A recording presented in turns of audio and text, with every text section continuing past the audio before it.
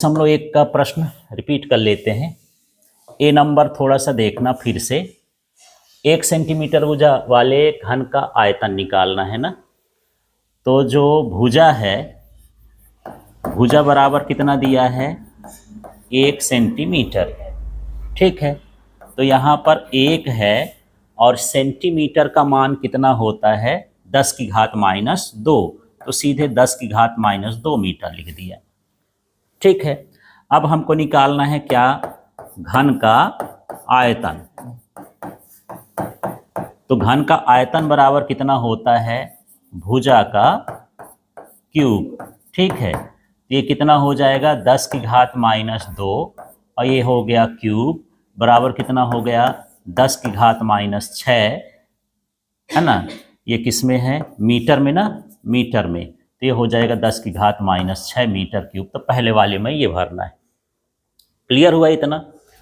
अब हम दूसरे वाले में चलते हैं, बी नंबर में।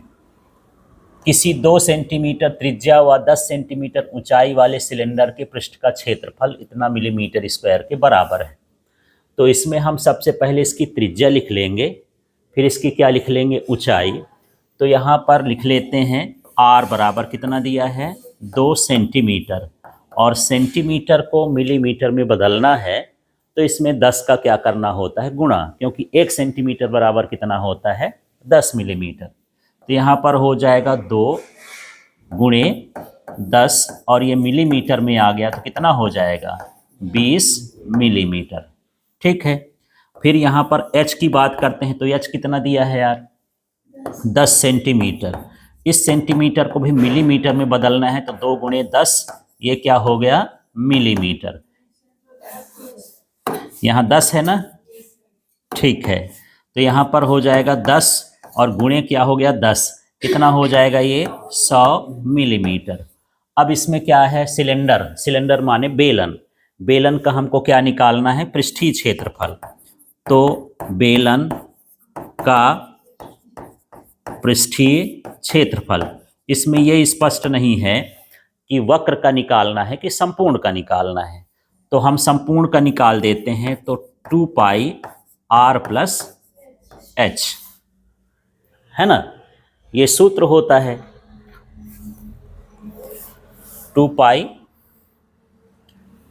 होता है ना, 2πr और r + h, ये सूत्र होता है। इस सूत्र में इसका मान रख देंगे और इसको हल करके देखते हैं। तो यहाँ पर देख लेते हैं आगे।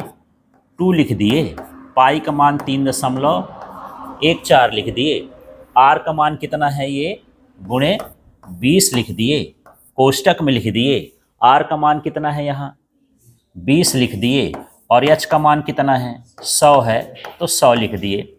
आगे और हल करके देखते हैं। तो ये हो जाएगा 2 गुणे 3.14 गुणे हो गया 20 और ये कितना हो गया, 120।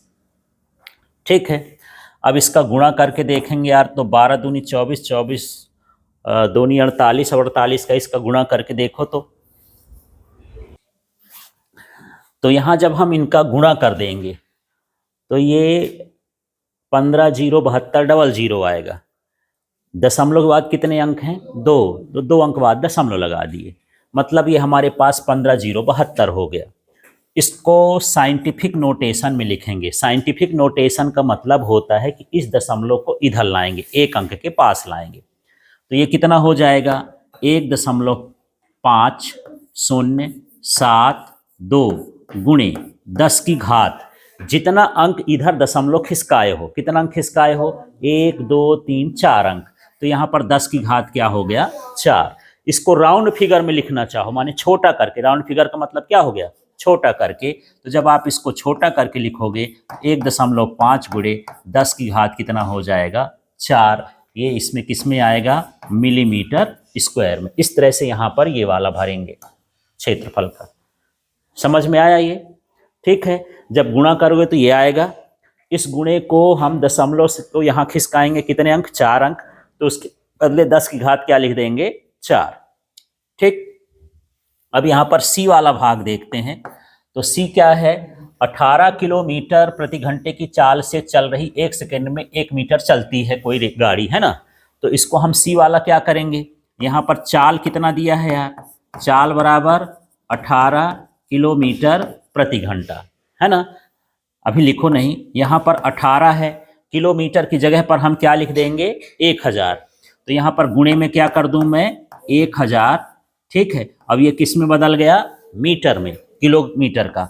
अब यहाँ पर हमको घंटे को भी किस में बदलना है, सेकेंड में।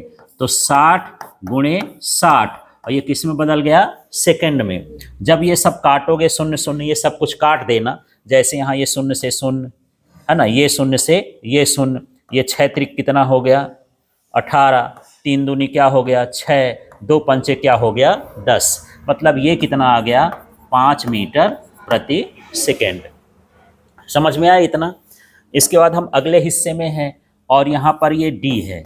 तो शीशे का आपेक्षिक घनत्व ये 11.3 दिया है, तो इसमें जो है आपेक्षिक घनत्व जल के सापेक्ष होता है। तो जल का जो है ग्राम सेंटीमीटर 1 होता है, ग्राम सेंटीमीटर में कितना होता है 1, तो 1 का गुणा करेंगे तो यही आ जाएगा। तो पहले वाले में जो हम भरेंगे, पहले वाले में ये हो जाएगा 11.3 ग्राम सेंटीमीटर की घात -3, ठीक है। कारण क्या है कि यहाँ पर जो जल का घनत्व है, किसका, जल का घनत्व, तो जल का घनत्व क्या होता है 1 ग्राम प्रति सेंटीमीटर क्यूब, जल के सापेक्ष लेते हैं। तो इसी तरह से जब हम अगला वाला करेंगे किलोग्राम के साथ, तो हम लिख देंगे 11.3 गुणे 10 की घात 3 होता है, कितना होता है 10 की घात 3 जल का घनत्व, जल का घनत्व ये होता है किलोग्राम में, किलोग्राम में कितना होता है 10 की घात 3 किलोग्राम प्रति मीटर क्यूब, ये जल का घनत्व होता है। इसलिए इसमें जल का घनत्व का क्या कर देंगे, गुणा कर देंगे। यदि इसके आगे और हल करोगे तो इस दशमलव को 1 अंक इधर खिसका देंगे, है ना। तो जब 1 अंक खिसकाते हैं तो घात में 1 बढ़ जाता है। जैसे यहाँ पिछली बार में 4 अंक खिसकाए तो घात कितनी हो गई थी 4, तो पहले से घात कितनी है 3, 1 अंक खिसकाएंगे तो ये हो जाएगा 1.13 गुणे 10 की घात 4। तो पहले वाले में 11.3 भरेंगे यहाँ, और यहाँ पर क्या भरेंगे 1.13 गुणे 10 की घात 4।